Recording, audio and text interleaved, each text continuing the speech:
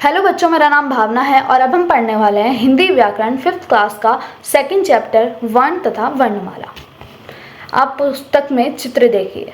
दो बच्चे सरस्वती माँ के आगे बोल रहे हैं, हे सरस्वती माँ। इस चित्र को ध्यान से देखिए, ठीक है। बच्चों को प्रार्थना करते हुए दिखाया गया है। बोलते समय बच्चों के मुख से अनेक ध्वनियाँ निकलती हैं। इन ध्वनियों को ही हम वर्ण कहते हैं और इन्हीं वर्णों को जोड़कर हम शब्द बनाते हैं। जैसे हे सरस्वती माँ।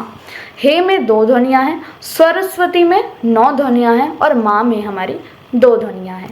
इन सभी शब्दों से अलग अलग ध्वनियाँ बनती हैं। ये ध्वनियाँ भाषा की सबसे छोटी इकाई होती है तथा इनके हम और छोटे टुकड़े नहीं कर सकते।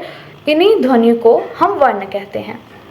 भाषा की सबसे छोटी ध्वनि को हम वर्ण कहते हैं। अब जानेंगे कि वर्णमाला क्या होती है।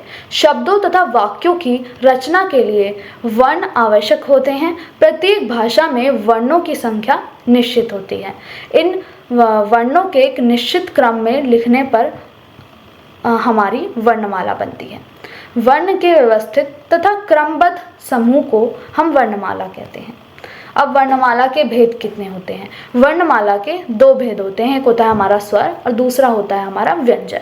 स्वर, जिन वर्णों का उच्चारण करते समय हवा बिना किसी रुकावट के मुंह से बाहर निकलती है, उसको हम स्वर कहते हैं। हिंदी वर्णमाला में 11 स्वर होते हैं जो आपकी पुस्तक में दिए गए हैं। स्वर के भी भेद होते हैं। स्वर के 2 प्रकार के भेद होते हैं। एक होता है ह्रस्व स्वर और दूसरा होता है दीर्घ स्वर। ह्रस्व स्वर क्या होता है?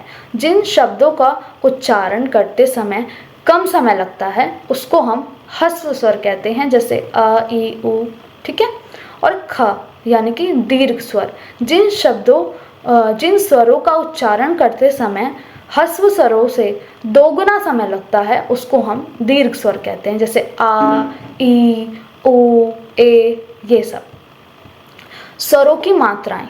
प्रत्येक व्यंजन में स्वर मिला होता है। स्वर रहित व्यंजन का उच्चारण करना असंभव है। स्वर को एक निश्चित चिन्ह द्वारा हम प्रकट कर सकते हैं। जब इन चिन्हों को हम व्यंजन के साथ लगाया जाता है तो उसका स्वरूप बदल जाता है और इस बदलते हुए स्वरूप को ही हम मात्रा कहते हैं। व्यंजन के साथ जुड़े स्वर के चिन्ह को हम मात्रा कहते हैं। आप अपनी बुक में देखिए कि स्वर और उनकी मात्राएं दिखाई गई हैं।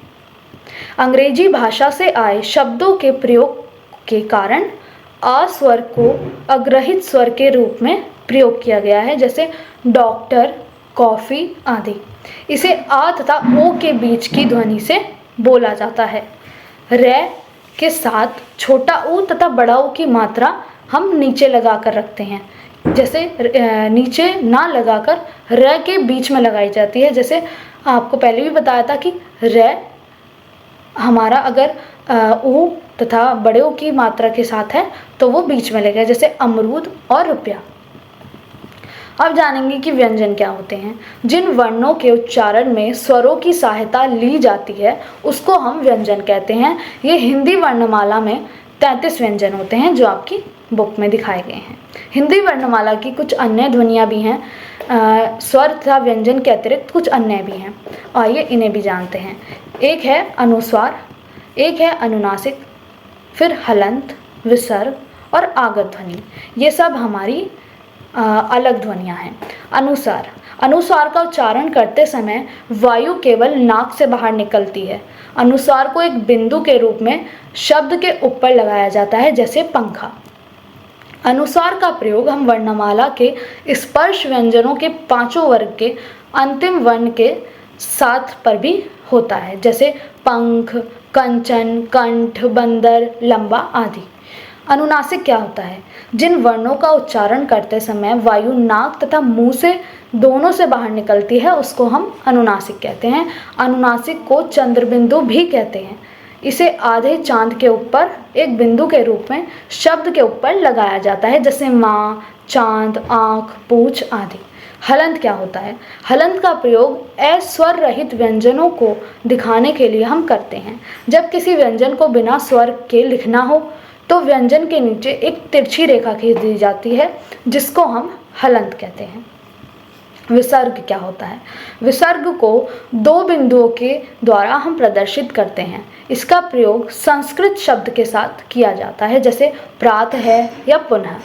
आगत ध्वनि क्या होती है? अरबी तथा फारसी भाषा से आए ध्वनि ज तथा फ को आगत ध्वनि अथवा नुक्ता कहा गया है। इसे ज तथा फ के नीचे बिंदु के रूप में हम लगाते हैं, जैसे सजा या माफी आदि। एक होता है हमारा द्वित्व व्यंजन। जब एक ही तरह के दो व्यंजनों के मेल से व्यंजन बनता है तो उसको हम द्वित्व व्यंजन कहते हैं, जैसे पक्का, मक्का, बच्चा, सच्चा, खट्टा, मीठा, लड्डू। ठीक है, ये सब हमारे द्वित्व व्यंजन में आता है। अब जानेंगे कि वर्ण विच्छेद क्या होते हैं। किसी शब्द के वर्णों को अलग अलग करके लिखना वर्ण विच्छेद कहलाता है। इसी प्रकार वर्णों को जोड़कर शब्द बनाना हमारा वर्ण संयोजन कहलाता है। जैसे आप बुक में देखिए सूरज और चंदा, इनको जोड़कर बनाया गया है, तो ये वर्ण संयोजन है। एक होता है हमारा संयुक्ताक्षर। जब एक से अधिक व्यंजनों को मिलाकर बोला या लिखा जाता है उसको हम संयुक्ताक्षर कहते हैं, जैसे विद्या, शुद्ध, ध्वनि, स्वर, ध्वज, प्यास, प्याला, स्वाधीन। ये सभी शब्द हमारे संयुक्ताक्षर हैं। तो बच्चों, ये हमारा हिंदी व्याकरण का 5th क्लास का चैप्टर कंप्लीट हुआ। Thank you.